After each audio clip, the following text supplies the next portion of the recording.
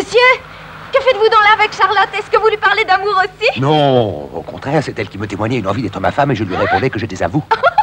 Qu'est-ce que c'est donc que vous voulez Elle m'attirer? est jalouse de me faire vous parler, vous voulez bien que je l'épousasse, mais je lui dis que c'est vous que je veux. Oh! Quoi, Charlotte? Tout ce que vous lui direz sera inutile, elle s'est mis cela dans la tête. Comment donc, Mathurin? C'est vrai que vous lui parlerez, vous ne lui ôterez point cette fantaisie. Il n'y a pas moyen de lui faire entendre raison.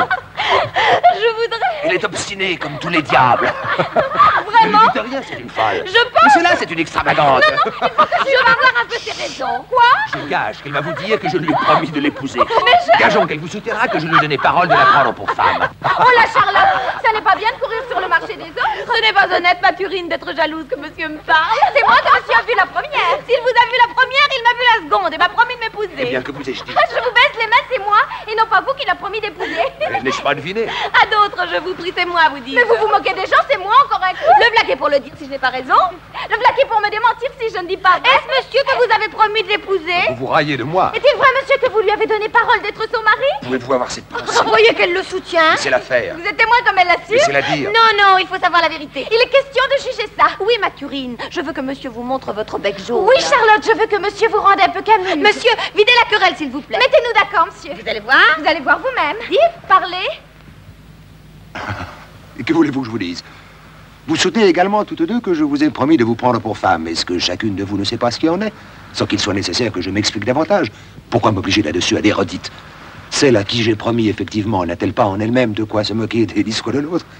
Et doit-elle se mettre en peine pourvu que j'accomplisse ma promesse? Tous les discours n'avancent pas les choses, il faut faire et non pas dire. Et les effets décident mieux que les paroles. Aussi n'est-ce rien que par là que je veux vous mettre d'accord. Et l'on verra quand je me marierai laquelle des deux a mon cœur. Laissez-lui croire ce qu'elle voudra. Laissez-la se flatter dans son imagination. Je vous adore, je suis tout à vous. Tous les visages sont laids au pot du vôtre. On ne peut plus souffrir les autres quand on vous a vu. J'ai un petit ordre à donner. Je viens vous retrouver dans un quart d'heure.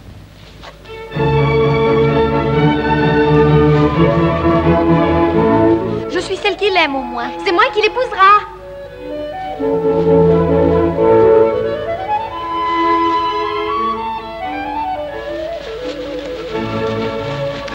Pauvre fille que vous êtes, j'ai pitié de votre innocence et je ne puis souffrir de vous voir courir à votre malheur.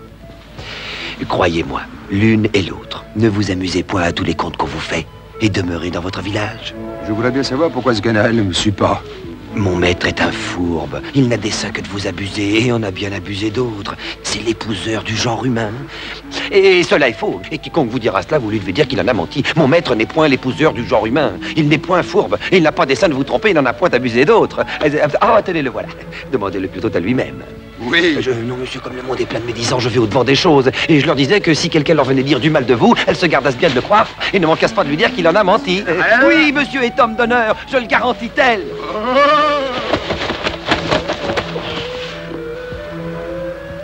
Ce sont des impertinents.